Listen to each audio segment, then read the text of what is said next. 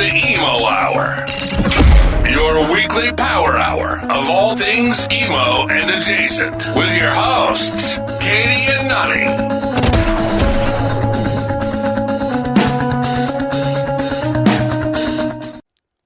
Hello and welcome to the Emo Hour. I'm your host, Nani, with my good friend, Katie. Hi, Katie. Sup? Sup, dog? Sup, and welcome back to snowy, beautiful Sun Valley from Idaho. Mexico. How you feeling about the Well, change in temperature? you know, the 95-degree swing was not something that was easy. Although by the time I got here, I guess it was more like a 70-degree swing. Way better. Because I came back to a heat wave of what, Right. like 10 degrees, 15 degrees maybe? Yeah, teens. It was I in think, the teens. I think it was in the teens. Well, and then you went up to, well, we'll talk about that later, but you went up to Stanley, so it's probably colder there. Yeah, I woke up to probably 6 inches of snow one morning, but yeah, it's beautiful back here. Like it is absolutely a snow globe, and one of the most beautiful places on earth. So I am happy to be back though, and I was really happy to watch you guys play hockey. Oh yeah, you I came know. to our hockey game last night, which my mom was also there and my daughter, and I told my mom I think that is maybe the best game of hockey that I've ever played, which You guys is looked not saying a so lot. good. Oh, that's so Please kind. stop it. You guys looked so good. Like from the first time that I'd seen you play to last night, it was night and day difference. And also, I mean, I was kind of obsessed with your daughter. She and I were running around like lunatics, and then I showed her how to talk into a fan, because you know when you talk into a fan, it like reverberates or whatever, Oh, totally. and it sounds weird. It makes me think of Tommy Boy the movie, but Yep. yeah, we had so much fun. Luke. Yeah, it's like lole lole lole lole. I don't know if that's doing it, but Yeah. No, she had a great time. My mom enjoyed it, but I did. That was like the best game of hockey I've ever played. And I had more scoring opportunities than I've ever had before in a game, but I didn't score at all. So I screwed every one of those ones up, but it was just, I mean, I'm very much a beginner, so I felt like it was pretty solid for me. So thanks for coming to support. We only have one game Absolutely. left I and our know. season's over. Sad. But Sad. that's cool. I feel like this season went a whole lot faster than last year, and that's partially probably because you have so many friends that were on the team with you. Yes, exactly. The season has kind of flown by compared to last year. It was just not a super fun team for me. So Yeah. it has been nice. Got the trifecta of gals on the team. Yeah, it has been good. So I should ask you, maybe that was making you a little emo, but I don't know what you were going to say this week for what's making you emo. Well, I was going to talk about what I did on Saturday night for what's making me emo, because I went to the Share Your Hearts Ball, which is an annual event here in Sun Valley that's a fundraiser for Camp Rainbow Gold, which is as you know, a camp for like a summer camp for kids with cancer. So it is, as you can imagine, a very emotional night. Tears are flowing, but it's just very inspirational. Like they've created something very incredible, and the location is here in our area, and kids come here from kind of everywhere, and they feel accepted, and they're with other kids who are going through like similar things. And I wanted to give it a shout out because it's just such a great thing. And the event was great, but it was just like, they show, pictures and videos and stuff. I was just like bawling, which is completely fair, right? That this is. Oh, I would have been bawling too. And Have you ever been? I've never been to this specific one that you're talking about, but I have spoken with people who have gone to Camp Rainbow Gold, or people who have been adjacent to people going to Camp Rainbow Gold. And everything that I've heard is that it's a life-changing, life-altering experience for the people who attend and go there. And that the things that they provide and the experiences that they provide to these kids of various ages is something that will be impactful for their life. And Yeah. it's very special. it's unmatched. Like, they did this video where they were talking to camp counselors and to kids that were there, and they had some kids at the event that spoke a little bit. And they cool. started out the night actually by singing a camp song, and they got everybody to stand up and sing with them, which was cute. But it's such a great organization. It's a blessing, right? For these families to have something like that, for these kids to be able to try to feel normal and connect on a level, because it's such a crazy thing to be going through chemo treatment as a 9-year-old or whatever it is. Right. And they were talking about how they make dreams come true. And there's this one boy that they had on this video who lost a leg to some of his treatment, and like he wanted to jump rope. Like that was his dream, was to be able to jump rope, and they made that happen for him. That video, part of the video played, and I just like lost my mind. So if you're listening and if you want to donate funds to Camp Rainbow Gold, just Google them, and if you're able to do that, like it's such a wonderful organization, and it was such a great night. And the last auction item of the night, so they did silent auction, they did live auction, and the last live auction item was a handmade quilt that was made at camp and signed by all the campers. Mm-hmm. And it went for like $7,500.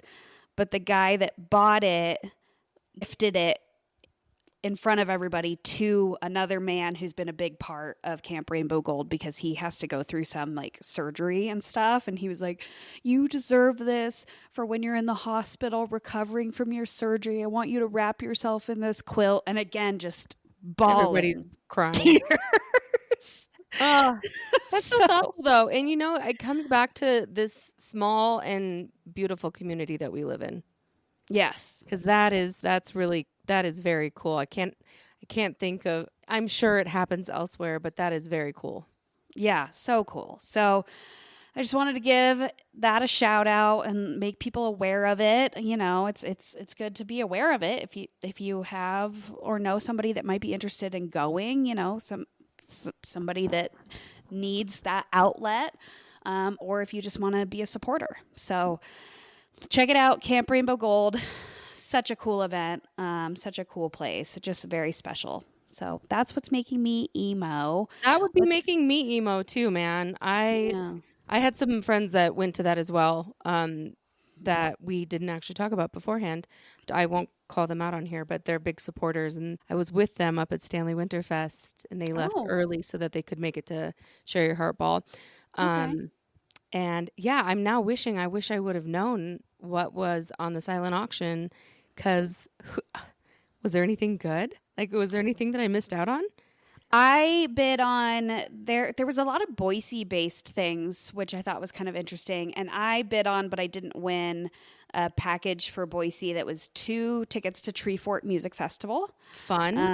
And you were on my mind if I won about going to that together, which we can still go together. But, you know, I was bidding on the package because it was 2 tickets to Tree Fort, and it was like a 1-night stay at the Riverside Hotel, a gift card to Eureka, which, you know, is a restaurant in Boise. I love that place. And then there was like 2 bottles of wine and maybe like 1 other gift card too. So I bid on that a couple times, but I got outbid.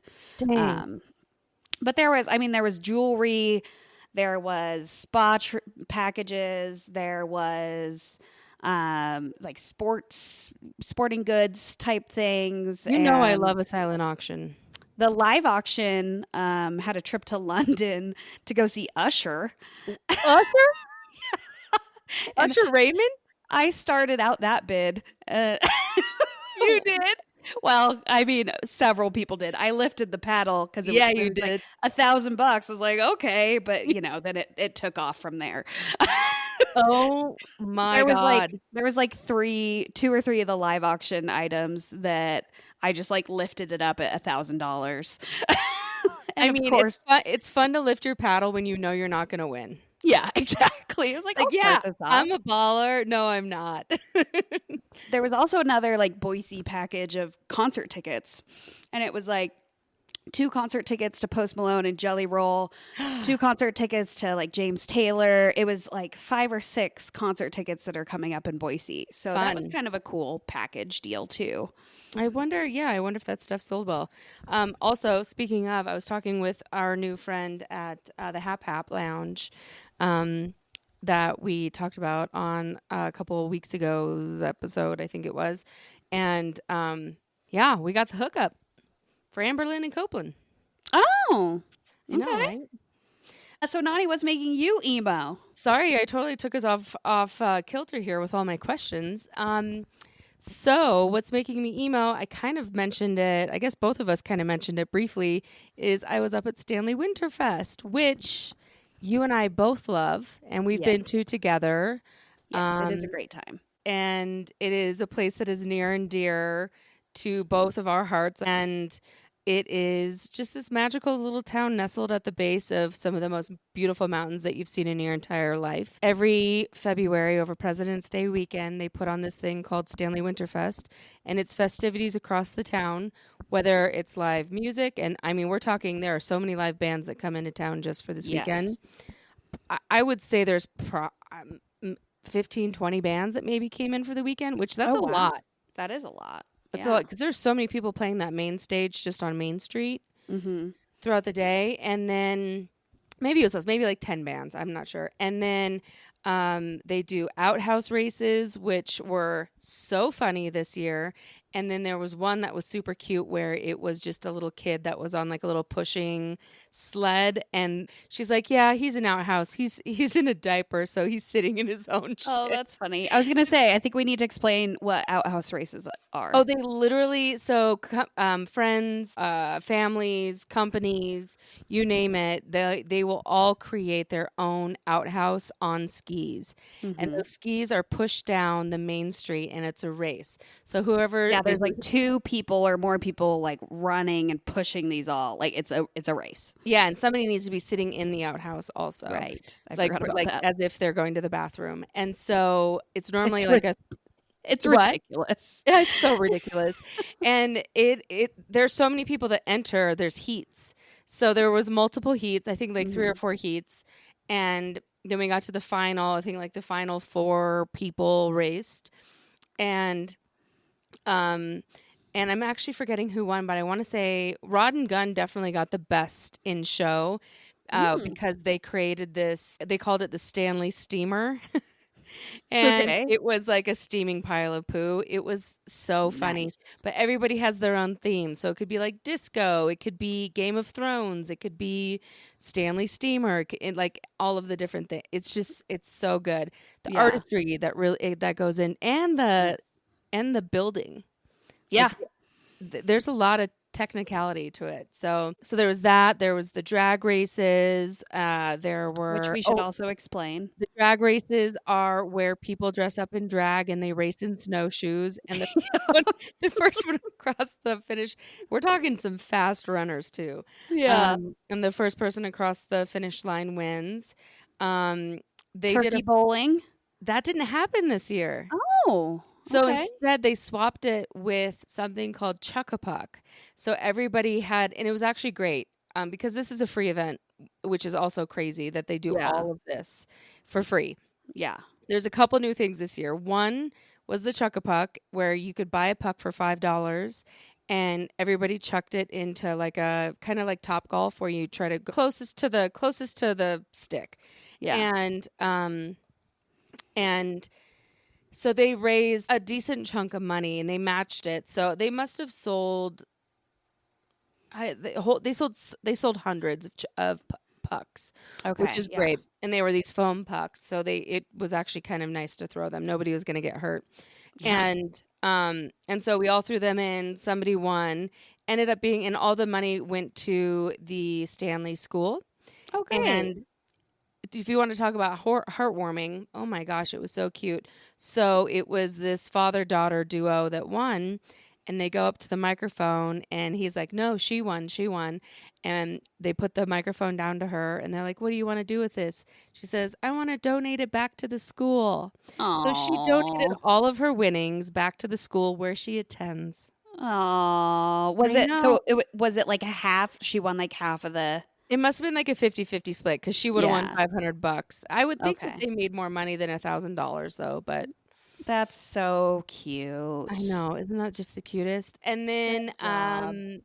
Actually, some that happened. Sorry, that actually happened at the Share Your Heart Ball too. really? There was a private dinner with a chef in town that was like he'll come to your house, make a private dinner for 10, and floral arrangements would also be provided by another local florist, and that got bid up to $29,000.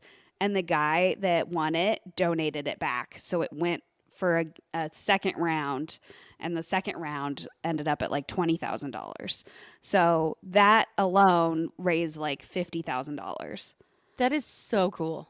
Isn't that, yeah? Like he won it at $29,000. He's like, I'm gonna donate it back, and we were like, yeah.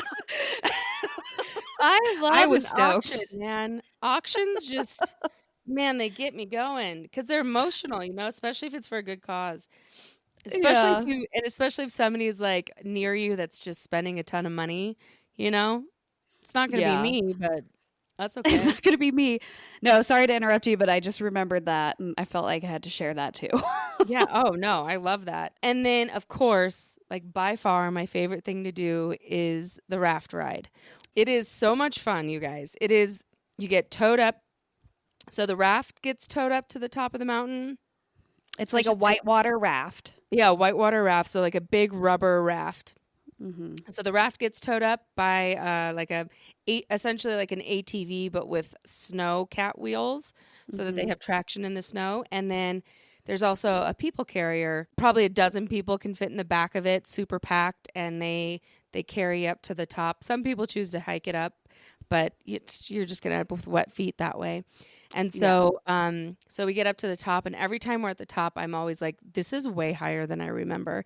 And then we yeah. hop in the raft, we get pushed down the hill, Oh my and god. luckily we started about halfway down. Our raft started to turn, and I was looking like I was going to be face forward. And I always freak out because, like, if the weight is not quite right, like, is it going to flip? What's going to happen? You know me. And I immediately start going case scenario in my head. But I have a video of me going down. I should probably post that actually on our socials so people know what I'm talking about. That'd be fun. That'd be fun. But it was so much fun. It was a beautiful day, a beautiful weekend in Stanley. We are with great friends of ours, of both Katie and mine, and it just was another fantastic Stanley Winterfest. I'm almost scared to share it, but like if you're in the area or nearby around President's Day weekend, it's absolutely worth going to because they always say like keep Stanley weird. Hmm. That place is just a magical little dot in the universe. Well, and all those events that you just described are pretty weird, They're so weird. but it's so good. Yeah. And I should mention, very importantly, that on Saturday night we got to see the Heath Yeah. Owens band, which they were in 5B Battle of the Bands, which you and I judged, or we were on Yes. the judges panel. And what the bands that were performing didn't know is that there were a lot of owners of venues and bars throughout this valley. One of which, our buddy Jim, who owns this place called the Casino Club, he booked them for 2 nights in a row at the Casino Club. And so we went to one of the nights and Sweet. they brought the house down, but no surprise here, as you know. And I sent you probably 72 videos, no short of 72 videos that night. I think it was shorter than that, but I know. It was. you sent me a few. You're like, look at this. Now look at this. You're like, oh God, Nani. But it was fun. They did a good job. Everybody was loving it. They killed it. Yeah. So we went, then they played for a long time. I think they went on maybe around 8 and they were still going at midnight. So Wow. yeah, that was like probably a 3 to 4 hour set. I'm sure they took a break in between because we popped out for a little bit just to Hmm. get a change of scenery. And then we came back and then watched the remainder of the show. Yeah, well, they're booked for Highway 30 Music Fest, Hmm. which I think we've talked about on the show, in Filer, Idaho, which is close to here, and I go every year. I'm sure we'll talk about it more as it gets closer. They're also booked for the Sawtooth Valley Gathering. Yeah. And they're also booked for the Valley Music Festival here in Sun Valley, which is a brand new festival in September. So like they're making moves. They're doing Yeah. good. Yeah. So go Heath Owens. Check Yeah. them out if you like country music. With a little bit of like rock or alternative flair, but definitely pretty country, I would say. Yeah. I think one of them was wearing like a Creed shirt. I meant to point Corn, that out. I thought. Corn. Yes, it was Yeah. Corn. I was like, oh my God. This is, Yeah. and then the drummer. I loved that drummer, dude. He's- He just was rocking out at the Battle of the Bands. He just was rocking out so hard. Oh, And I no. imagine he probably always is that way. He brought the energy this weekend too. It was something. Let me tell you. He was Yeah. like standing and drumming and I just all over the place. It's awesome. Love it. Love it. Well, I think we should get into the topic of the day. You're like, I'm And- procrastinating. Are you? Because the topic of the day is you, Yeah. Nani. Yeah. We figured we would do kind of like a meet your hosts. And this week we'll talk about Nani and her history and background a little bit more because we've kind of touched on it and certainly made mention of certain things before. But I think we need to just give the story. And then next week, stay tuned for my exciting episode of Katie. I'm excited about it. Oh, good. I feel like every time we talk about each other, we learn something new. So it's fun. I'm sure I will learn something new about you today. So where Yeah. do you want to start? Nani, what does Nani mean? Should we Oh. start there? Well, if you ask my friends from third grade, this is way further back than we needed to go, but I will say exactly what you're referencing because they're going to love this. So my parents moved me in the middle of the school year from Hawaii to Montana, and one of my best friends and essentially sisters, I have two friends that I've known and loved and are literal sisters to me from pretty much as soon as I got to Montana in third grade. And I was like, hi, my name's Nani. It means bitch in Hawaiian. Like, what kind of child was I that I said that? That is just, That's pretty impressive. and they do not let me live that down. One day. I wouldn't either. They never let me live that down. Oh, yeah. I wouldn't either. Like, they're just, that's what sisters are for, too. Who put that in your brain, too? I have know? I have no idea because the actual literal meaning is beautiful. But I think Yes. I probably was a sad little girl who was in a brand new area and was maybe trying to be, because I have no recollection of this. I'm going off of their word and honesty, and that's their way that they received it. So Yeah. who knows? But yeah, it's an ongoing thing that we make fun of to this day, and they deserve to make fun of it because that is something extra. Something extra. So that's me in a nutshell. No, That's it. Bye. that's it. Bye. So no, yeah, I guess that's kind of a big piece of me is the half and half upbringing that I had between the two states, and pretty much having a huge impact on me. Because one of the things that we did when I lived in Montana was I built a shave ice company with my dad, and it was called Nani's Shave Ice, and it was like a concession business, and so it was a great learning experience. Because I learned about business and kind of entrepreneurial endeavors, and it was really fun. And so I worked with a lot of my friends, and every summer, we'd be slinging shave ice. And that's shave ice is something that's really big in Hawaii. And so when we moved to Montana, the whole thing was like, well, where's the shave ice? Like it didn't really exist. They had snow cones, but that's not the same. And Oh, I didn't know that. oh, snow cones are not in the same category, Katie. Okay. They Well, are so different. It's like little pillows of ice just coated in wonderful tasting sugar compared to like literal like crushed ice from your refrigerator shoved in a cone with some like fake syrup on top. Okay. Gotcha.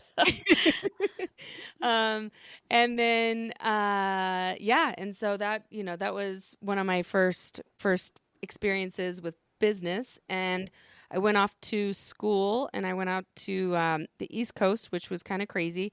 I was a music fiend in high school, And Yeah. So I was going to say your emo, like emo years were in Montana. yes. Really. I mean, emo lives in us forever. But Oh, like yeah. in high school, you were in Montana. That was the emo thing, which is Yep. funny. Like you were in pretty small town Montana, and I was in small town Idaho, and both of us were like emo. Yeah. And I would say that I was maybe a slightly softer version of emo than you were, right? So I feel like you wore more black clothing. I definitely wore black clothing. And you wore more like eyeliner I definitely did. and Yeah. like the studded belt, and you can talk obviously about yourself next week as it relates to that maybe, but my version of emo was I was watching the OC at the time, and I loved all the emo bands. You name it, as hard or as soft as it was in the spectrum. I mean, I was listening to the Blood Brothers and Under Oath and that stuff all the way up to Hello Goodbye Yeah. and the super poppy things, right? So the whole spectrum, I loved all of it. And but my physical appearance was one where I was still playing tennis and my hair was what I called Neapolitan, and it was very much derived from a character on the OC. And at one point it was black underneath and blonde on top, and then at another point it was black on or blonde on top, like a strawberry reddish like color in the middle, which my hairdresser tried to get me not to do because she said red is so hard to get out of hair. So we're Yeah. doing it. Like we're doing it. Yeah. And then the bottom was black. So as it faded out, the black turned to brown, the red turned to like a very strawberry, and it literally did like if you cut my hair in half, it looked like Neapolitan ice cream. Right.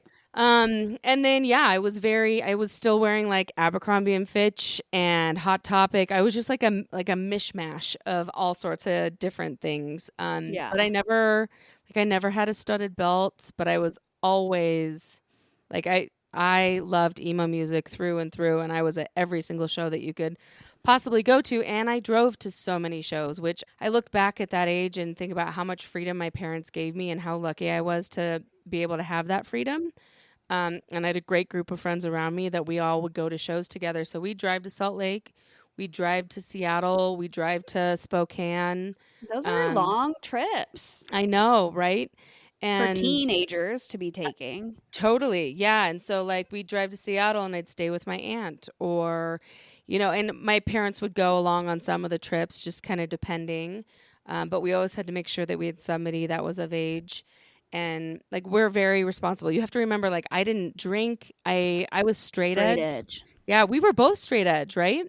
We were. Yeah, we were Yes. both straight edge, and like I didn't even get my ears pierced until I was in college. I would say I think both of us were very good kids. Like Yes. we followed the rules, we did all the right things, and but we also loved emo music, which Yeah. was kind of like this anti thing where we were maybe getting all of our like rebellionism out through that music. Yeah. I think that's probably true. Yeah.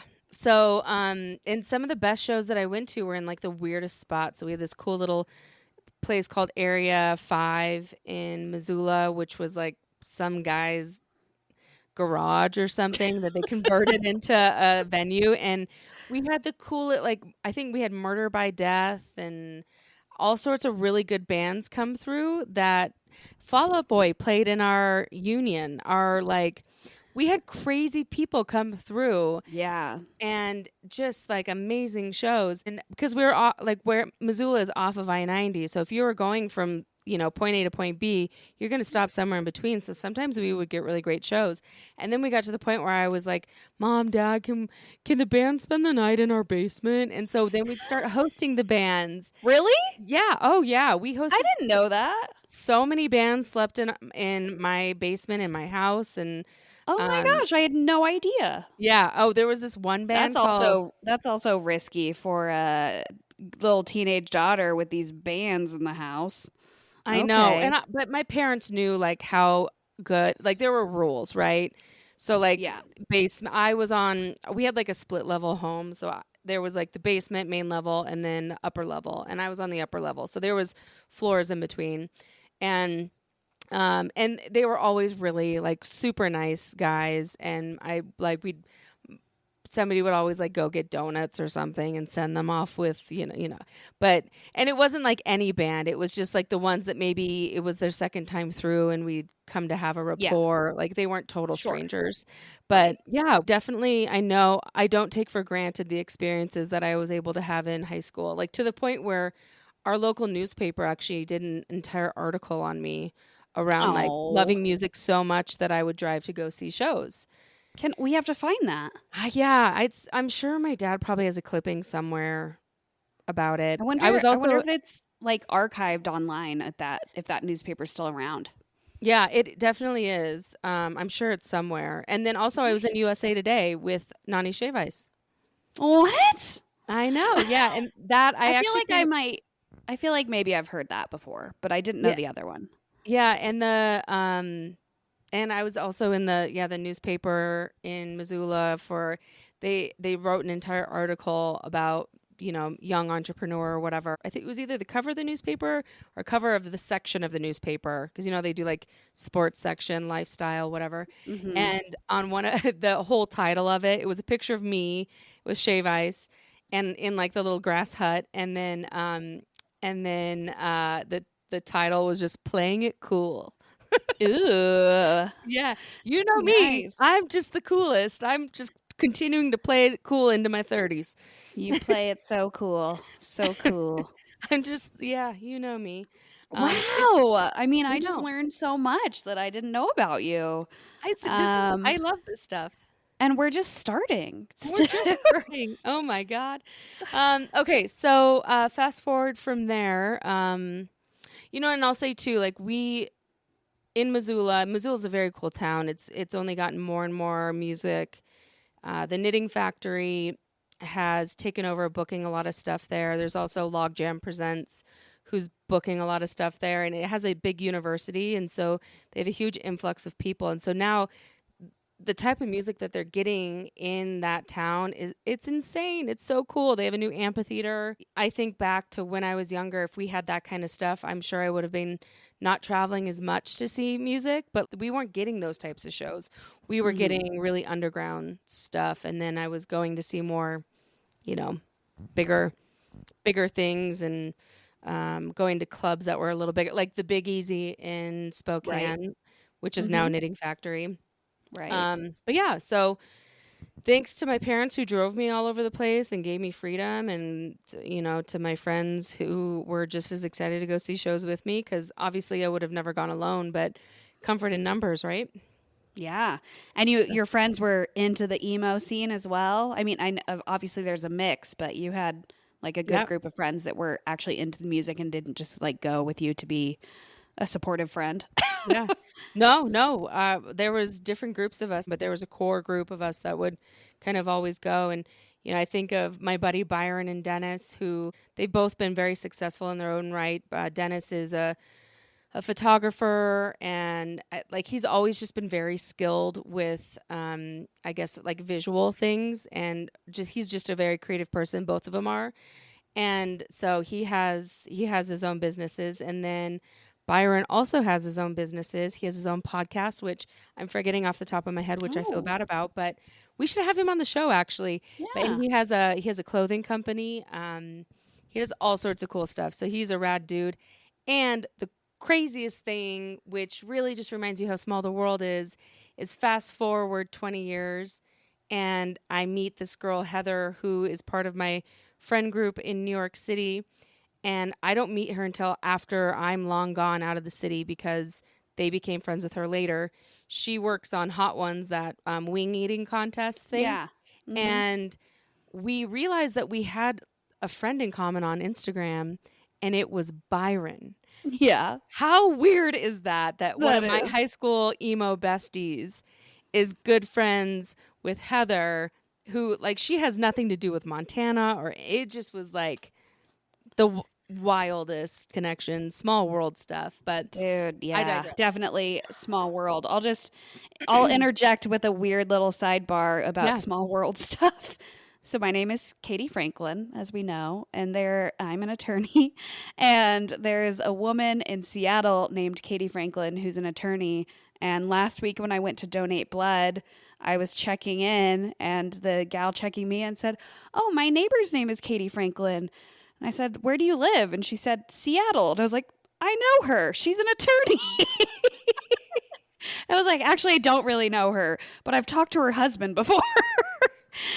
So You gotta love that. just wild. Yeah. I know, but those small town or those small world things give you faith in humanity. At least for me, they give me faith in humanity because it just reminds you that the world isn't all that big. Yeah. Yeah, definitely.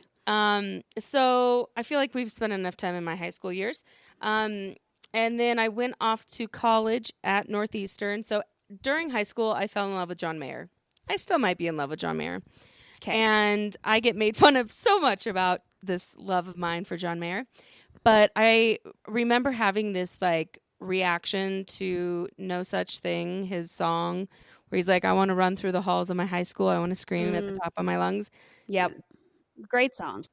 I have this memory of me and my Jeep Liberty just cruising down the road in Missoula and hearing it on the radio and just being like, what is this? I'm so obsessed with this song.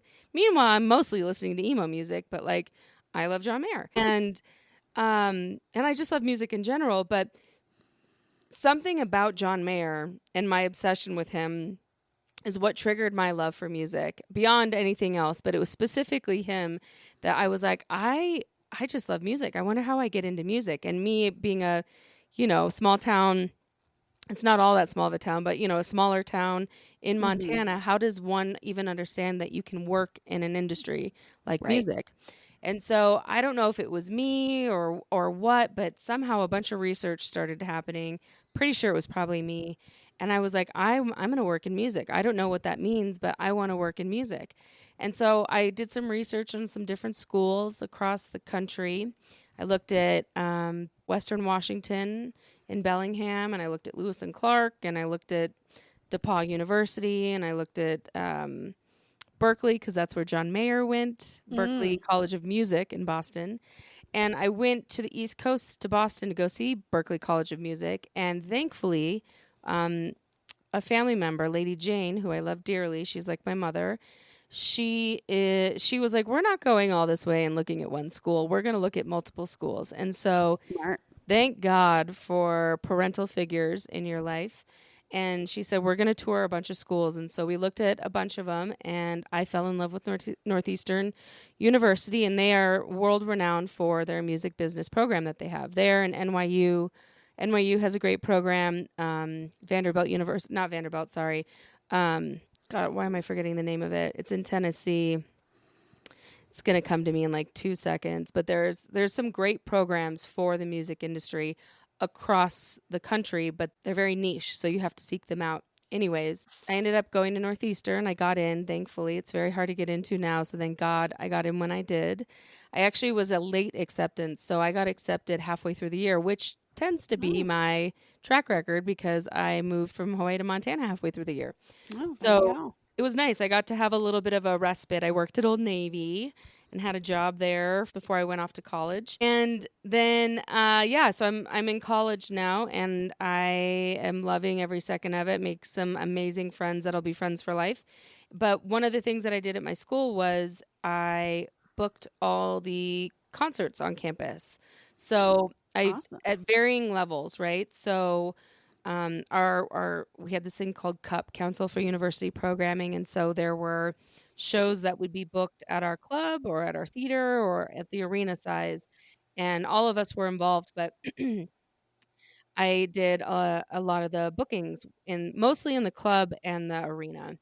And in the club, we'd be able to bring smaller groups, and we brought anyone from like Boys Like Girls played. And that's how I got to know a lot of bands. I got to know Yeah. a lot of bands in the emo sphere, if you will, or in the scene through that experience because they'd come and they play our school and Right. get to know them and make sure they had everything on their rider, which is one of the best things about playing a university. I think we've talked about that on here a You little did. bit.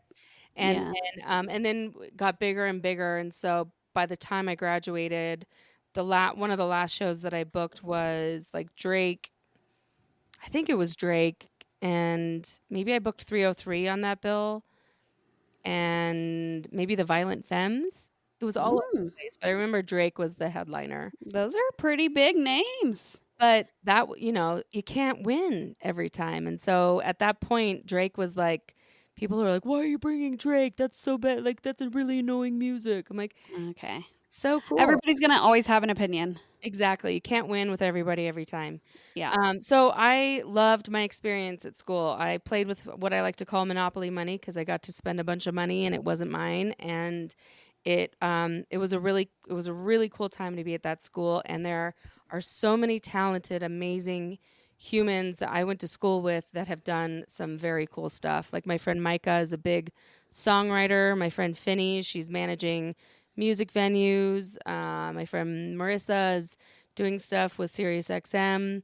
Like that's just a small little blip in my brain that I'm thinking of like right this second. And there are so many more amazing people that I went to school with that are just doing the coolest stuff. So I feel very fortunate. But while I was at Northeastern, I was going to Warped Tour, and my friend Sophia, one of my best friends to this day, she was explaining to me what Bamboozle is. So she grew up in New Jersey, and I had no idea what Bamboozle was. And it's this big festival in Meadowlands, which is like the sports complex in New Jersey where professional teams play. And she took me one year, and I was like, oh my God, this is so freaking cool. This is amazing. Yeah. Fast forward, the next year we're at school together. We're living together. Sophia and I decided we're going to start a clothing company. So that same kind of entrepreneurial bug that was planted in me when I was younger kind of parlayed into this project. And so Sophia and I created a company called Bank Clothing, and it was very much emo scene derived. And we noticed that there was kind of a hole in the marketplace because at that time there was a lot of people, or a lot of emo kids specifically, wearing very street style clothing. And so they'd have their black skinny jeans on with Nike Dunks and with really colorful shirts or whatever. But we noticed that nobody was really playing into that specific style. They were still making all black, and this is the time that Jack Vanek was making her wide, what Rubber bracelets. bracelets. Yeah.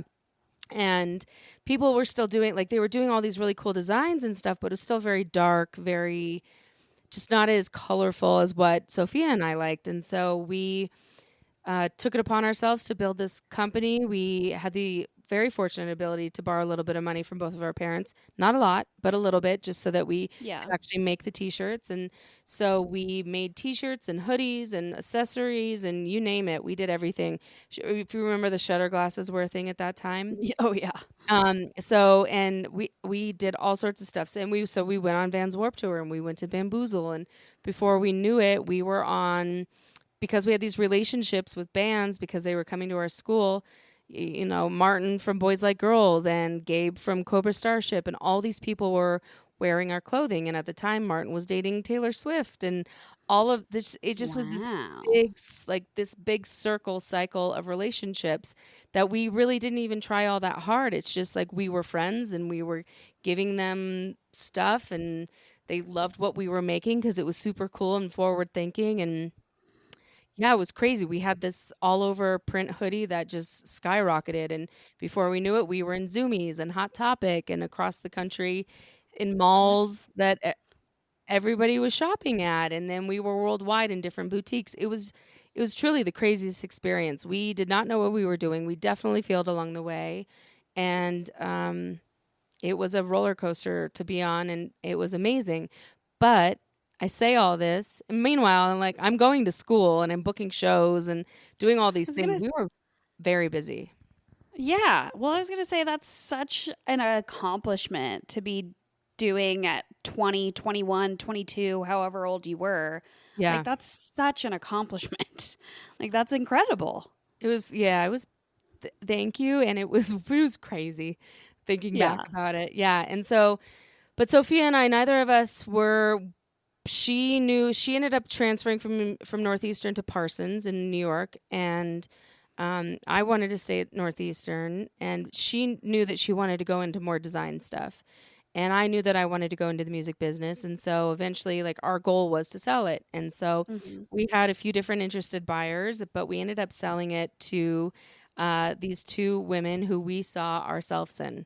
We saw the same Great. exact kind of excitement, and they were Northeastern students as well. And so we ended up selling it to them, and they did some really amazing, cool things with it as well.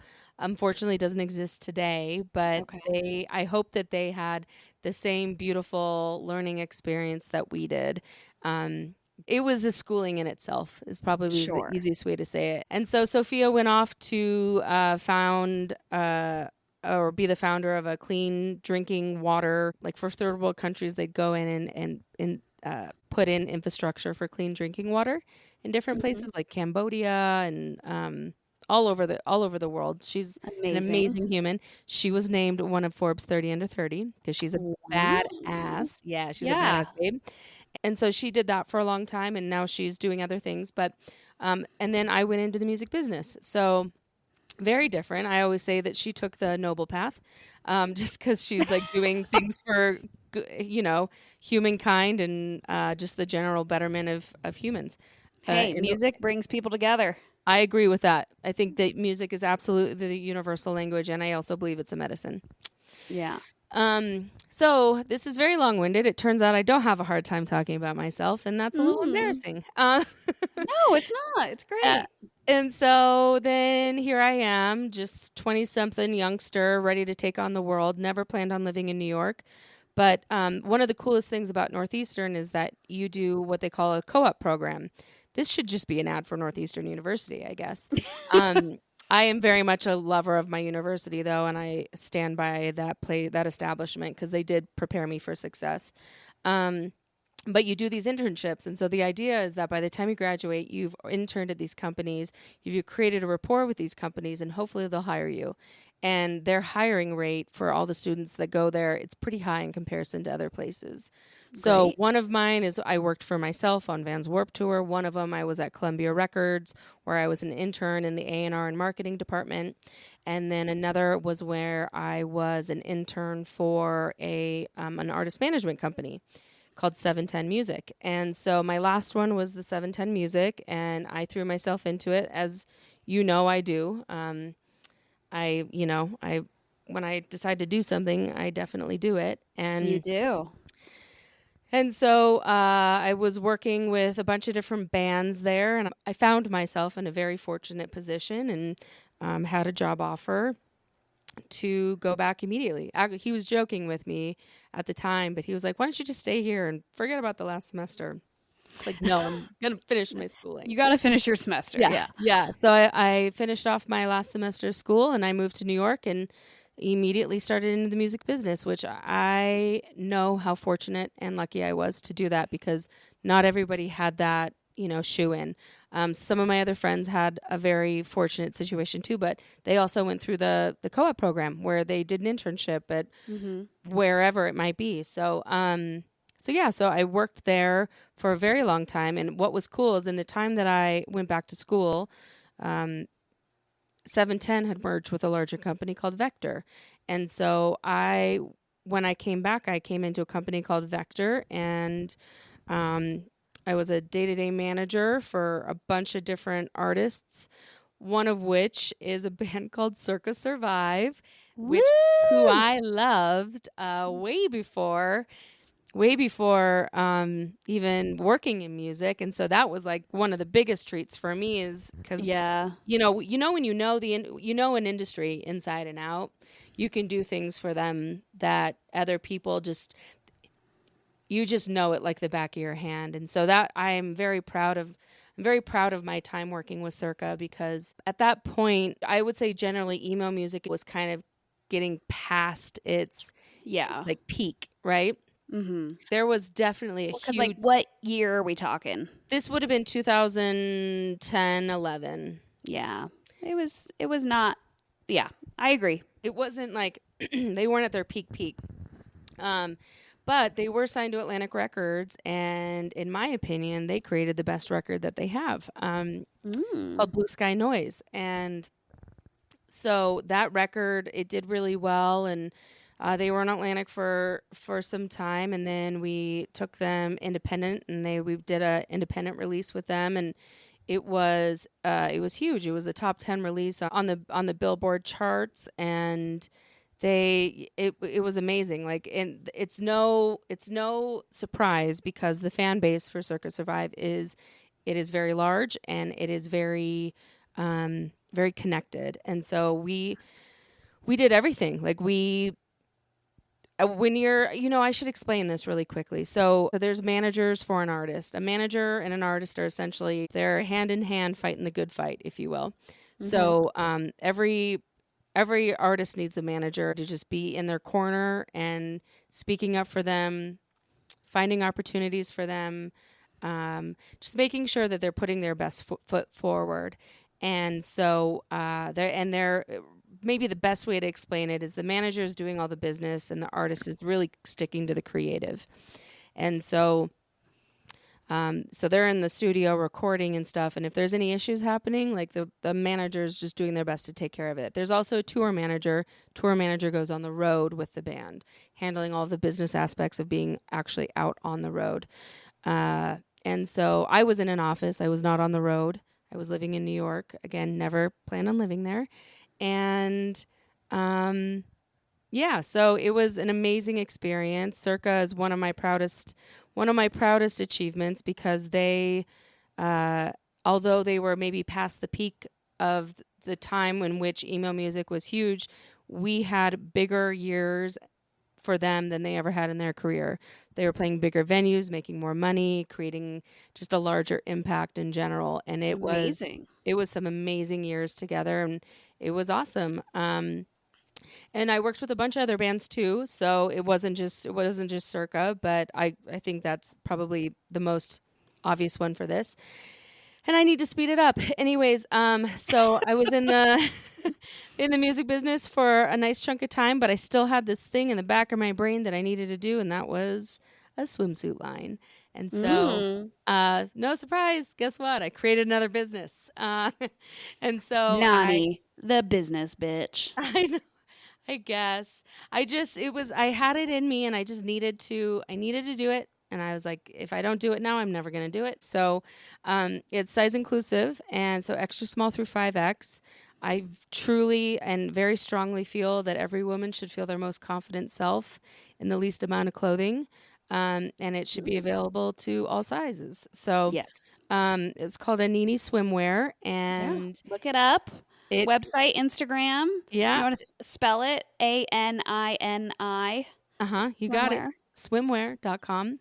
And I own a couple. They are amazing. You sure do. I also own a few. I wore some on this last trip. Actually, that bikini that I was in our video, that was one of the pieces. Anyways, I digress. So I spent a nice chunk of years on that. I don't know, like 3-ish years, something like that. And then COVID hit. And where that was, so I don't even know this. Your swim line was just like side project to still working in the music industry though, right? That wasn't or was that like your full time? It was my full time. So I dove, I shouldn't say full time because I was also doing a bunch of like consulting work. And I was also helping other people understand how to import goods from countries outside of the United States in, because I garnered all of this knowledge because I was manufacturing all my stuff in Indonesia, and I had already had all this experience in clothing manufacturing in college. We manufactured outside of the country then too. A lot of stuff was done in the States as well, but there's a lot of unknown, and so it's a knowledge set that's useful to some. And so it was kind of like a snowball effect where people would refer them to me, and I would consult in different ways. So I was doing that with Anini, and then COVID hit and the world kind of fell apart, and I decided, well, I think I might be ready to get back into music. And then I was looking at some opportunities, and my friends were like, you can't leave this area. You have to stay here. Yeah. So, okay. I was going to say you were living in Nashville for a time during Anini. right? Yep. So Nashville, so New York and Nashville were my music management days. Okay. And I kept my place in Nashville for a while. I mean, you know this. I very recently actually moved most of my stuff up here from Tennessee, which is a little embarrassing to say. Um, and then I was kind of a nomad there for a little while. Sun Valley was maybe considered home base, but I was kind of all over the place because I was in Indonesia. I was just bopping around left and right, based on where I needed to be and what I needed to be doing to make sure that the wheels were turning. I was at Swim Week in Miami. I was different stuff like that, business opportunities, we'll call it. And then so fast forward to COVID, the world, as I like to call it, it was a leveler, and I was reevaluating what I wanted, and then I had an opportunity fall into my lap, which was local here in the Valley, and a very similar skill set to what I had been, or kind of what I know how to do, and what I was doing in the music industry as an artist manager, producing very large conferences, like large business conferences, I would say. Mm-hmm. So, yeah, I feel like I just talked to you about my entire resume, actually. And I feel like the part that I really wanted to highlight, I guess, is the music industry experience, because this is a Yeah. music podcast at the end of the day. But yeah, that's, I guess, me in a nutshell, Cliff Note. Yeah. No, that's so great. I mean, it's amazing. Like the Nani Shave Ice, you were in high school, right? And like during college, and you started another business. And then sometime later in your 20s, maybe early 30s, probably late 20s, Yep. you started another business. Like you started 3 businesses probably before you turned 30. Exactly. That's I amazing. jokingly say I was 29.9 when I started Anini. Oh, really? Yeah. It was right before your birthday. Literally, I was like, "Well, it's now. I'm got to do it before I'm 30." Oh, that's so funny that I said that then. Yep. But that's incredible. Like such a varied background and so interesting and exciting. Like you should feel very proud of everything that you've accomplished. That's very kind of you to say. Thank you. I Yeah. feel like I've lived a lot of different lives, Yeah. and I feel very fortunate to have done so many different things. And sometimes I feel like I'm a jack of all trades, and it's not like a good thing. Like sometimes I feel like I'm not a specialist in one, or I'm not. But then the older I've gotten, the more I've realized that my wide variety of experience has actually kind of given me a perspective that is quite beautiful. So Totally. I think we have it's very easy to be hard on ourselves as it relates to, you play the comparison game, or Yeah. you do whatever, and you think, man, maybe if I would have just stuck with one thing. But I can't think like that, because my experiences have brought me to who I am and where I am today. And frankly, I feel like I've lived a lot of life, and I'm so grateful for it. Good. Well, and honestly, like grass is always greener, right? Like Yeah. if you had stuck with one thing, then there would be a part of you that would be like, I wish I shoulda, coulda, woulda type of Yep. thing. What if you only live once, right? Yeah. I mean, like we'll talk next week, but I've kind of stuck with one thing. So that's what I was thinking about. I was like, my episode's going to be a little more boring, but No, but I think interesting to that some.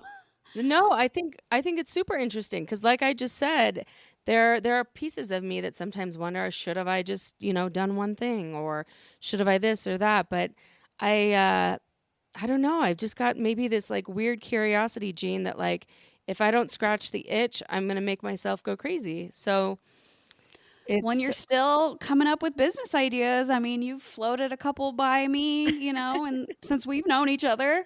ain't that the truth? I can't help myself that we live one life, and I don't know. I get excited about things, and when I throw myself into something, there's no stopping me sometimes. So I agree, and that's great. That's a great trait to have. It's very good to be like, original, creative, and motivated passionate and hardworking. yeah. That's you in a nutshell. The whole Hey. episode wasn't in a nutshell, but that was. I know. But that was great. I just remember when we were talking about doing an episode, you were like, I don't think I have that much to say. And I was like, I bet you do. Yeah, I was like, maybe this will maybe be like a 30 or 40-minute episode. And now we're over an hour. So Here we are. we can stop Well, talking about me. thank you so much for sharing all of that, though. Like, I learned stuff, and I've known you for quite some time now. So our listeners will definitely learn a lot. And I'm sure, we have close family and friends that'll learn stuff about you, too. Yeah. Hey, but guess what? There's still one thing that's true. I'm still single. I was going to say, we both love Emery. We both love Emery, and I'm still single. Maybe this is what they call the career woman that just works hard and stays single. I mean, when you were talking about, especially like music industry days, I imagine I that's skimmed over that. I mean, that was a long chunk of my life. Yeah. And I was just going to say that sounds like a 24/7 job. Absolutely. And You're on call all the time. That very much interferes with your social life when you're on call all the time.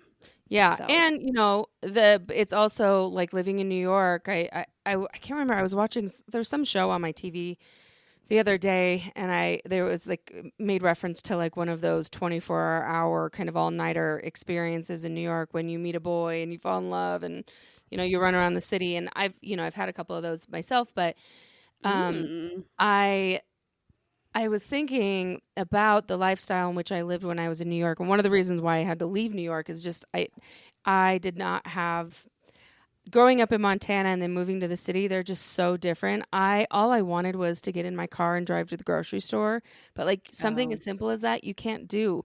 Right. You can take a cab to the grocery store, or you're shopping in a bodega, or you're taking the bus or whatever. Just some of like life's simplest, most beautiful kind of moments that we take for granted of like being able to hop in your car and drive somewhere. You don't have that kind of freedom.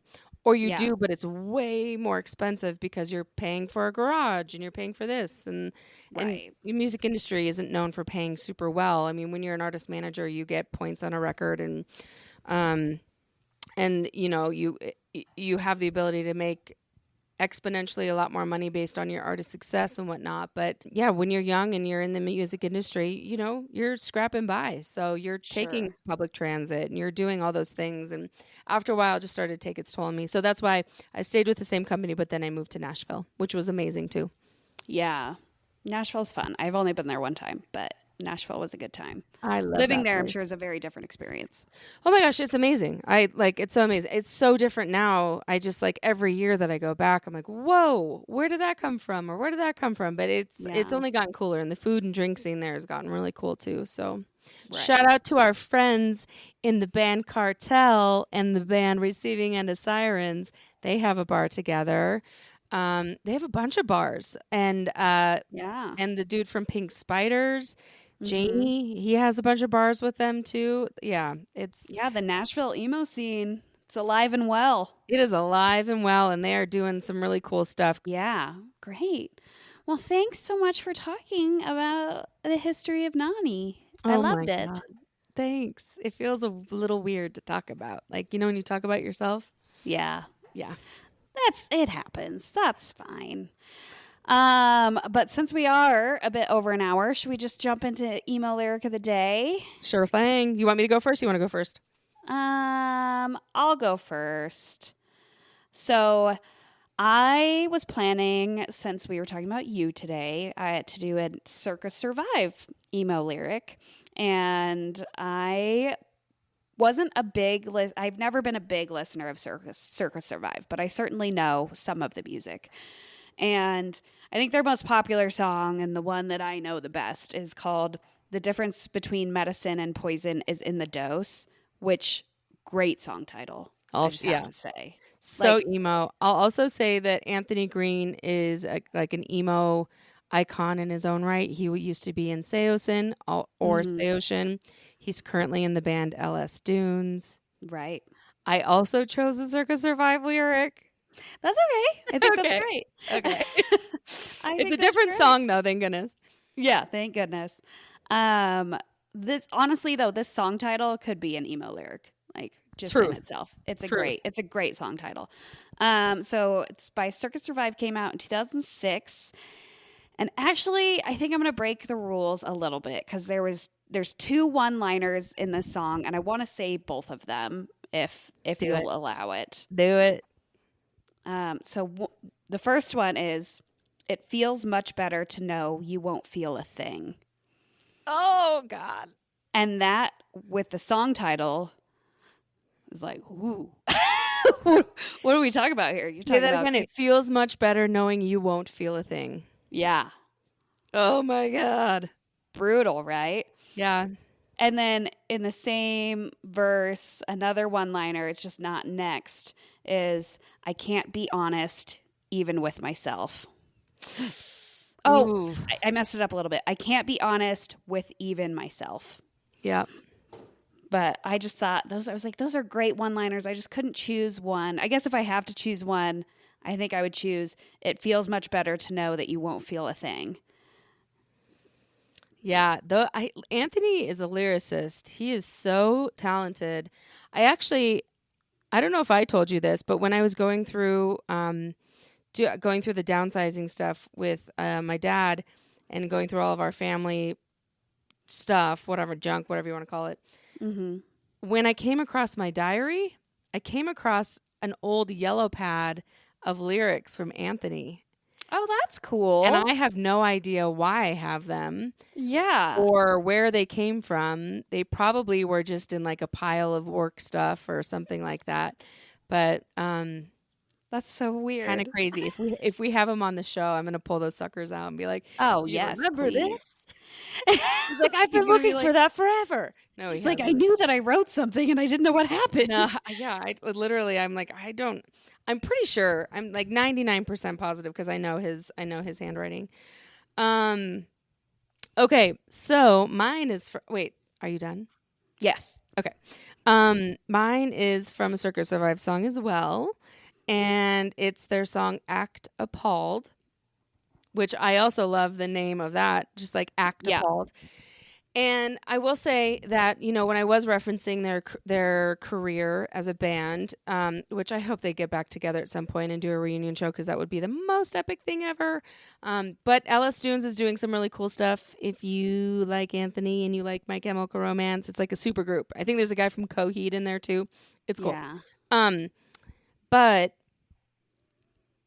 their record, Blue Sky Noise, is so good. It's much more on like the digestible, like radio. They really were making they made some big hits on that record, and so there's a lot of songs there that if you've never listened to Circus Survive before, I would recommend that you listen to like the song "Get Out" or "Imaginary Enemy." Like those were the 2 big singles off of Blue Sky Noise. Those are great songs. So funny, as I'm sitting here doing this podcast too, up on my wall, I have 2 prints from a couple of their records that they framed for me as a gift, and they're so beautiful. They're so awesome. There's an artist named Esau Andrews that did all of their artwork. Again, I digress. So anyways, "Act Appalled" by Circus Survive. The lyric that I chose is, "Patience. Both we and our words are overproduced by influence." And I think I'm going to leave it at that because I think I was like, stop. Yeah. That was good. What I'll say is Anthony is such a lyricist, and this entire song could be read out loud because it's so good. Yeah. But no, that's great. I love that. And he sings the word patience very long in the song, but it's patience. Both we and our words are overproduced by influence. Man, that's ahead of its time. That dude. A little bit. Yeah. Just influence in general. Now we hear the word influence and we think of social media mainly, or at least I do. And it is a heavy influence and being overproduced on social media. Yeah, that's great. Who are you going to give it to yourself today? I want to give it to both of us because we both chose Circus Survive. I think that's kind of cool. I mean, I'm not gonna call it a tie. I'm gonna say we both won. Okay, you could just say you win. No, because I love your lyric that you chose too. I think they were both amazing lyrics. But I also I kind of broke the rules. I chose 2 one-liners. I break the rules. I break the rules on this section of the show like I feel like I read a novel every single time. You do sometimes, but okay. Well, I would give it to you if I were the judge, but I don't have that authority here. So, Would you like me? Would you like me to redact that and just honor or declare myself the winner? I mean, I would. Okay. Ding ding ding! I won this week. Yay! The streak is back. It feels so good. It feels good to be back. But they were all great lyrics, I agree. And go check out Circus Survive. Like, there's some great stuff. Yeah. And like I said, it wasn't really ever. That's not a band that I listen to a ton, but I like the names the songs that you just listed off. I'm very familiar with those. So. Well, I was thinking about it. Not to extend this any longer. Quickly, I'll say that I realized that the time in which emo music was huge was the time in which MySpace was on the rise and the internet and all these things were on the rise, but we weren't interconnected like we are now, where somebody in Sao Paulo can put out a record in Spanish and people in Canada are falling in love with it, or people in Tokyo are falling in love with it, right? We're so interconnected now and like release dates for songs and singles and records, they were all very regimented. Now people are putting out music constantly. And because it's so easy, we've talked about this a little bit before, I think a while ago, but it's so easy to put music out independently now as well. It's a totally different world now. And then, the other piece of it is that because of the time in which emo music was so big, or I guess at its peak that we know at its peak, because we're going to have one of our friends on to kind of talk about the different eras of different emo, the waves of emo music, because there's been many waves that got us to the modern day version of emo music that Katie and I know and love, and that people listening to this podcast know and love. But what the whole point I was trying to make is that emo music was very regionalized sometimes. So it's not the most surprising thing that a band from, the East Coast and Philly, where they were huge, or like the Receiving End of Sirens, who are from Boston, like those weren't bands that you listened to because you were on the other side of the United States, or like a band like Acceptance from the Seattle area, or whatever example I'm trying to give. It was just much more regionalized, and it wasn't as connected as things are now, but it's good and bad, because at that time you could make a bigger impact, and now you're putting out a song along with thousands of others on the same day and trying to compete for people's attention. So good and bad in all of it. Always good and bad. Yeah. Wild. Well, I do think this was a great episode, but I think we should wrap it up. Yeah. So thank you so much for listening. Stay tuned next week for my episode. Can't wait. And just stay tuned. Check us out on Instagram and TikTok at the Emo Hour. Am I going to be able to ask you all sorts of lawyer questions? We can try. I will respond accordingly. Okay. Thanks for listening. We're going to go. Bye. Bye.